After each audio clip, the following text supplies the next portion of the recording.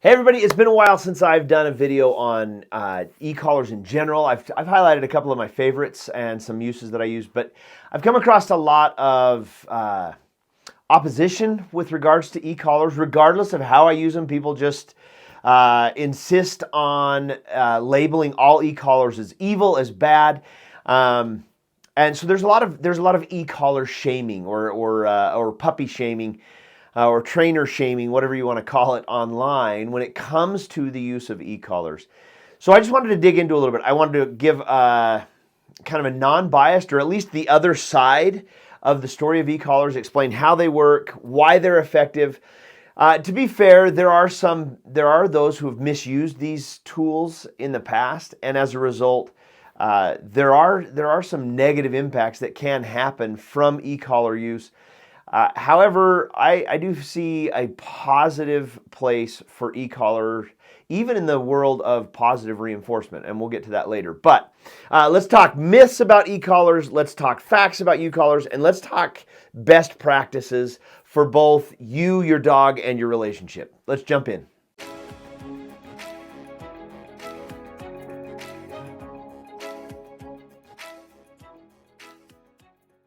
I have had experiences on Reddit and other places where I've been banned from certain communities simply because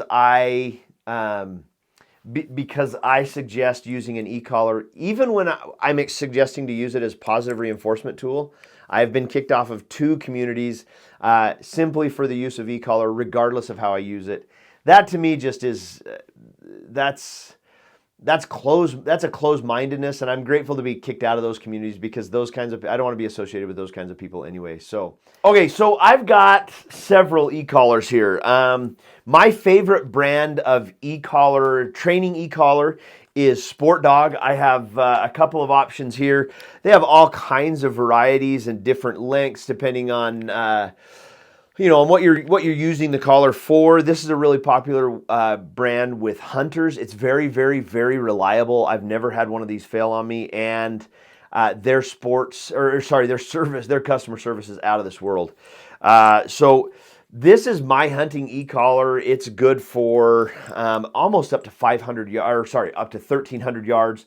I use this in a lot of ways. I do think that every e-collar should have, every training e-collar like this with a remote, it needs to have 3 functions. It needs to have vibrate, tone, and stim.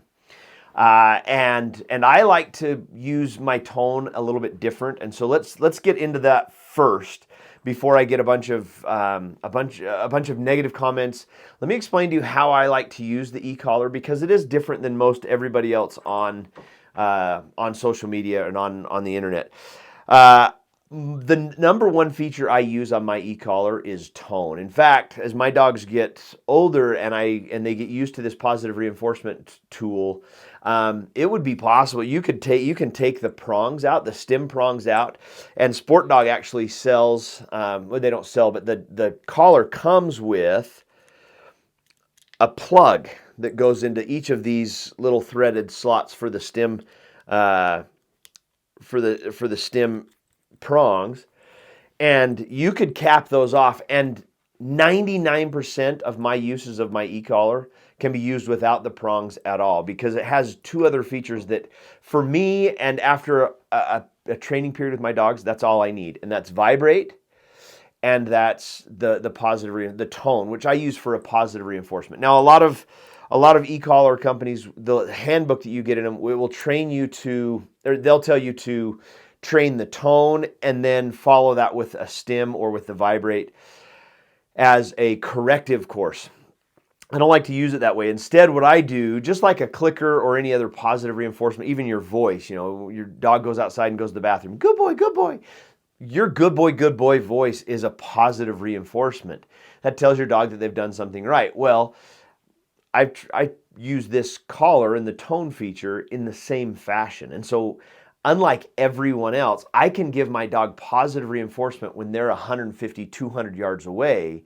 If I blow a whistle and they turn and start heading for me, I can immediately give them positive reinforcement in that moment. One of the things that you'll find with dog training is perhaps the single most important feature of or aspect of training dogs is timing. If your dog does something and you delay the reward in positive reinforcement, your dog's not going to know what they got the reward for. The e-collar lets me reward my dog with that positive tone instantly. So that's my first statement as far as e-collars, especially the Sport Dog. I'll leave a link to this particular brand down, or this particular model down below.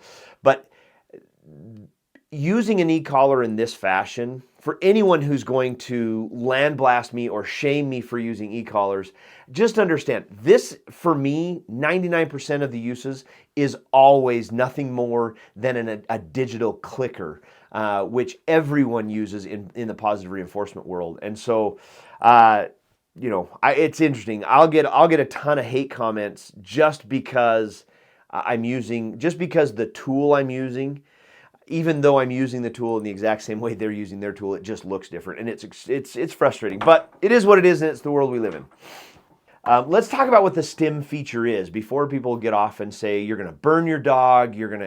I've used e-collars with my dogs for 20 plus years.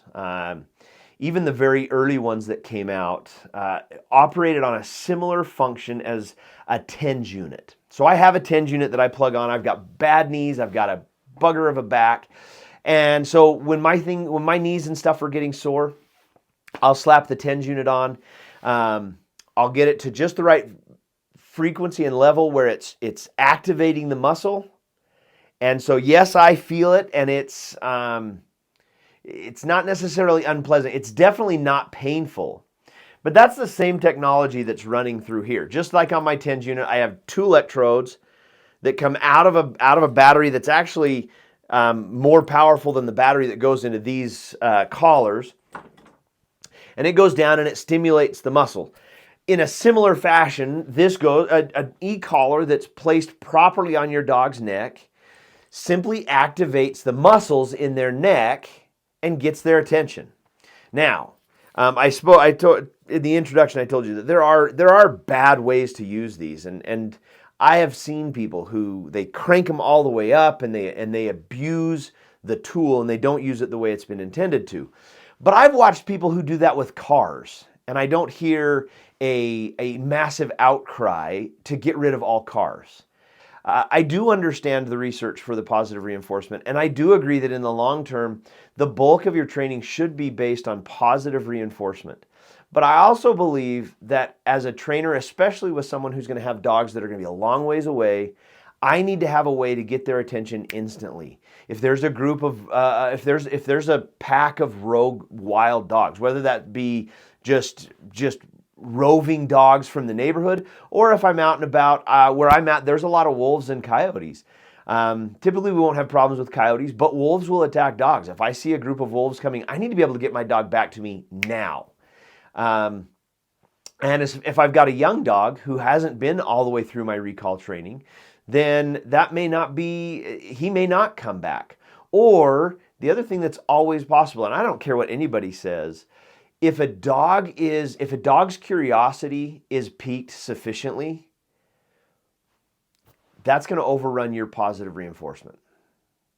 If there's a big enough enticement, say a McDonald's cheeseburger, that's going to overcome the fact that my wife is at home waiting for me to wanting me to lose weight. Similar thing with your dog.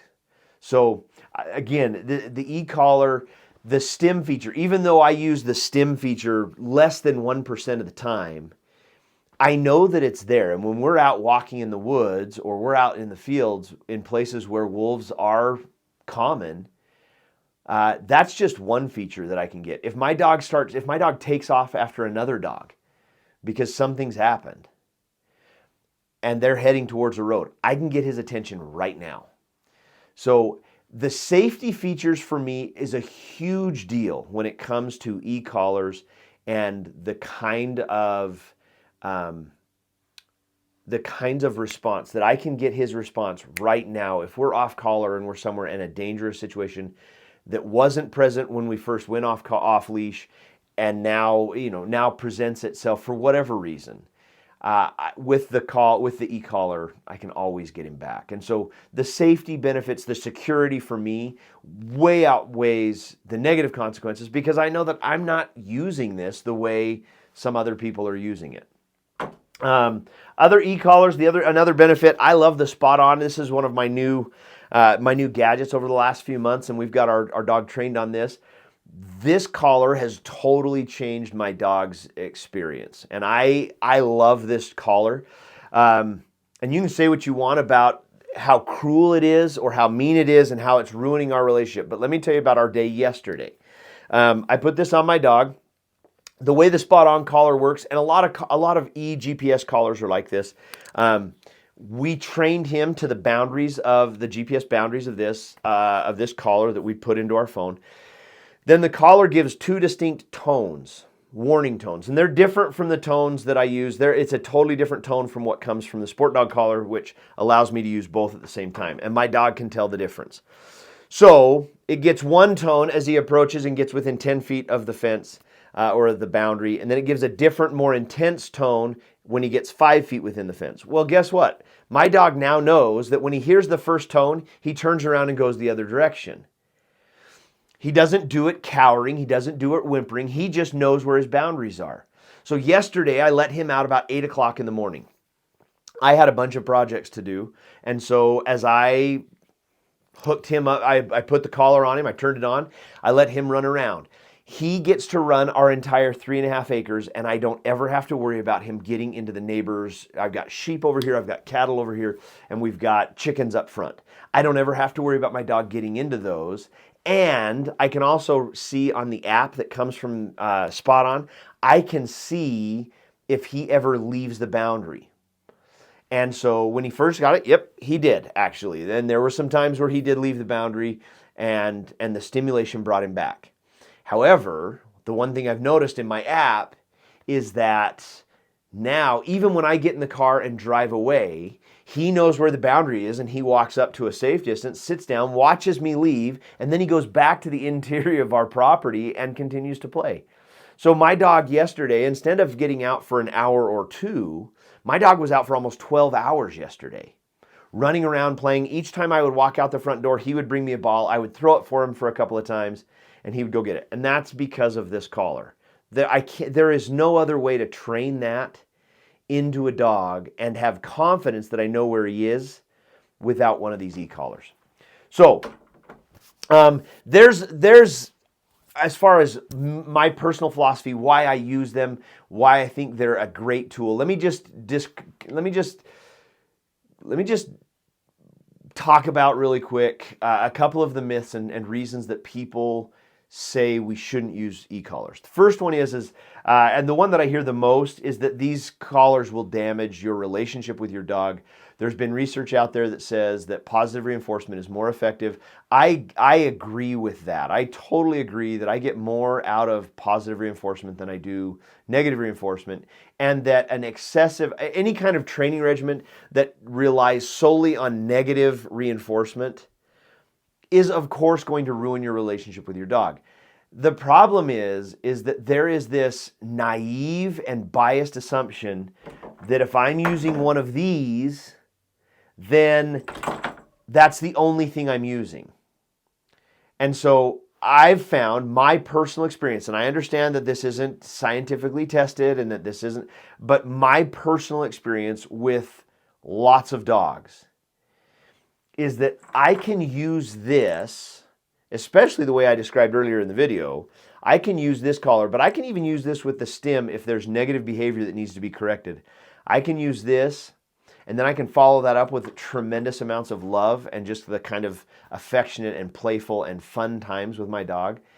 And this e-collar doesn't have any negative relationship with my dog. There's a study that came out that said use of e-collars and other negative reinforcement tools leads to aggression in dogs. And again, that's just something that I've never seen. With all of the dogs I've ever had, I've never seen that. One of the struggles with that study is, at least in the reports that I've seen of it, there's no discussion of what breeds of dogs we're talking about. There's no discussion of how the tool is used. It just says that an e-collar was being used. Well, is this somebody who jacks it up to 15 and uses it over every little thing?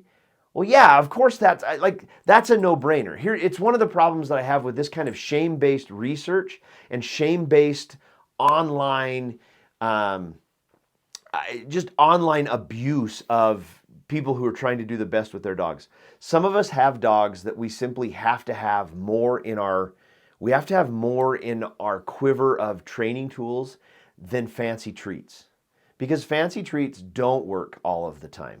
I know that some people will say, and I've been one, I've heard this from lots of people, that, man, treats just don't work with my dog. Well, for those who are advocates against e-collars, the only thing they have to say to that is, well, keep trying different treats.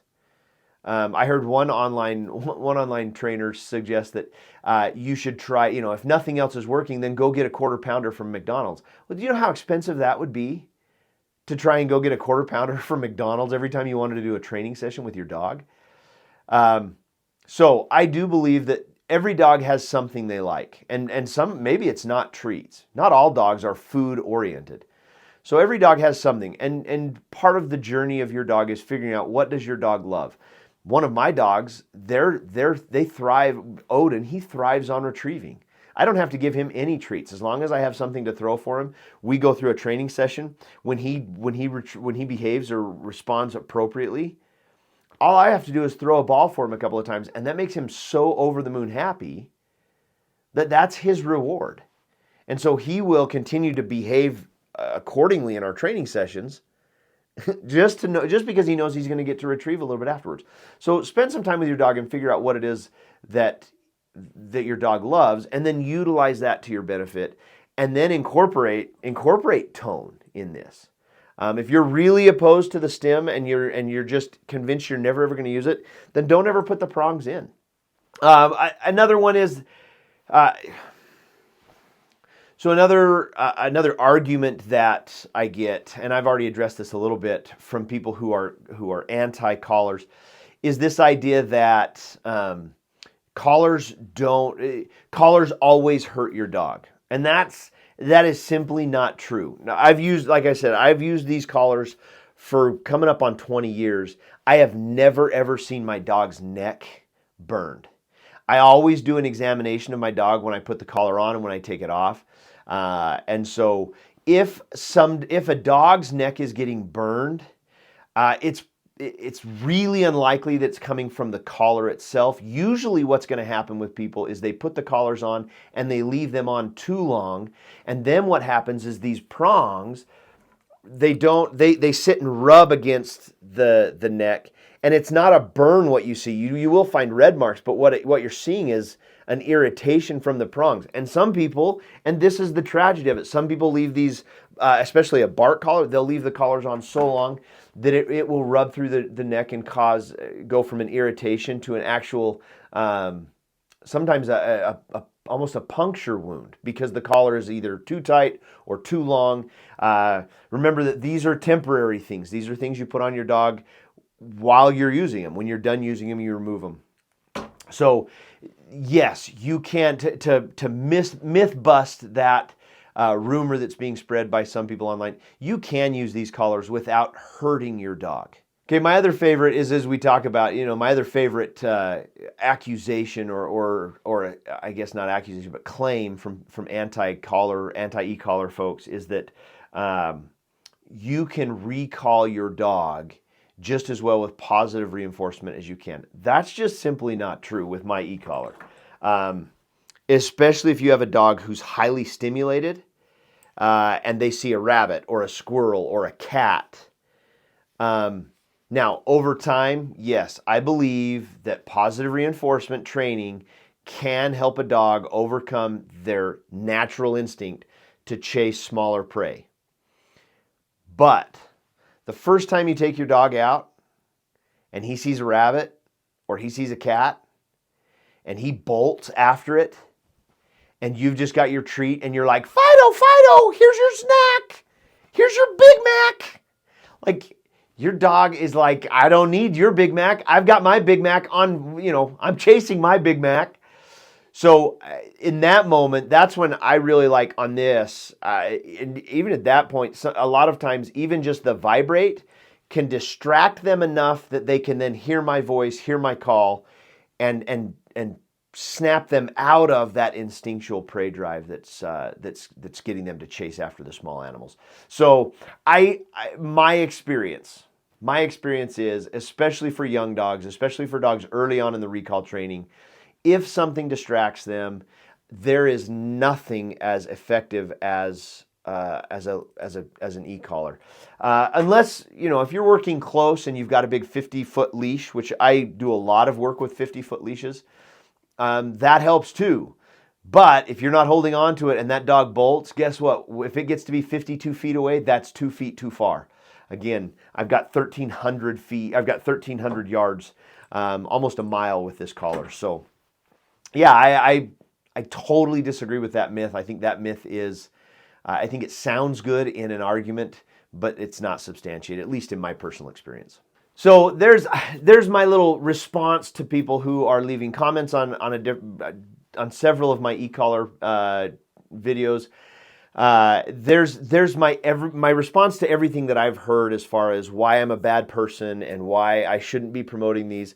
If you're open-minded and you're looking for a lot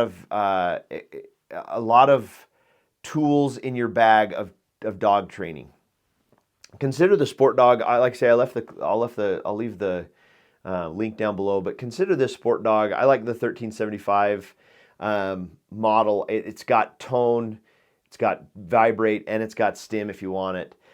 It just, to me, is the complete dog collar for training scenarios. If you're looking for GPS fence situations, I don't think there's a better one on the market than the SpotOn collar. I'll leave a link to this down below as well. That'll take you to the page with their best deals. They actually just permanently dropped their price $300 and got this collar to what I think, as far as me, I've got 3.5 acres. I can't build a fence that would keep my dog in for even close to the price of this collar. This collar costs about 1/10 the cost of what a fence around my property would cost. So to me, it's a no-brainer, and I've really, really, really enjoyed this, and so has my dog. So anyway, if you have any questions about e-collars, please leave them down below, and I'll address those in a future video, maybe one of my shorts. Thanks for watching. I'll see you in the next video.